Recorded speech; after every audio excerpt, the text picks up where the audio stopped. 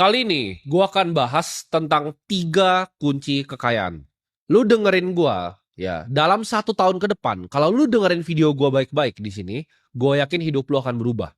Lu pernah ngerasa gak sih tahun baru? Coba lu bayangin tahun baru itu kapan? Tahun baru itu kerasanya kayak baru kemarin. Ya, tapi sekarang itu udah mau habis Februari, udah mau ke Maret.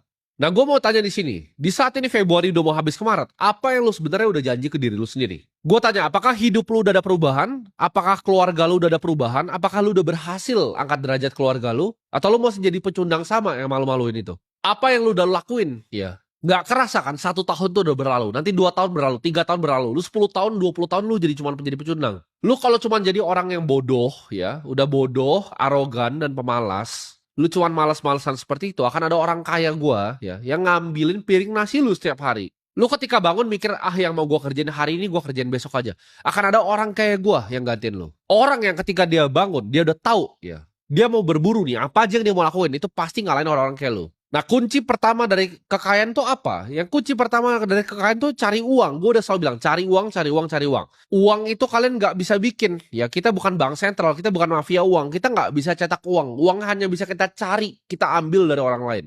Uang itu harus datang dari tangan orang lain. Ini yang kalian harus paham. Ketika gue bilang di sini ya, hidup gue itu cuma tentang kerja. Gue bangun pagi udah tahu apa yang mau gue kerjain. Banyak yang mungkin dari kalian mikir, ya, oh gue nggak mau hidup kayak dia tidak menyenangkan.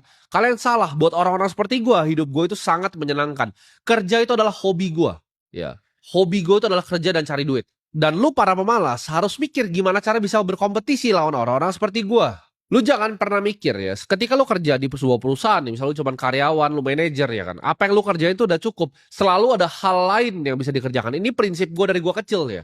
Setiap kali gue ngerjain sesuatu, pasti ada hal lain yang bisa gue tambahin untuk gue kerjain di kerjaan itu. Contohnya, lu marketing manager, ya kan, jam 5 sore pulang, nyampe rumah jam 7, udah malas-malasan, nonton Netflix, nonton TikTok, ya kan. Lu mikir, oh udah selesai pekerjaan gue hari ini, besok lagi kerjanya. Enggak, kalau gue jadi lu, gue mikir, oke, misalnya gue marketing manager di perusahaan FMCG. Apa yang gue bisa lakuin? Oke, gue bisa jadi konsultan ke B2B. Ya, gue cari brand yang mau gue jadi bantuin konsultan.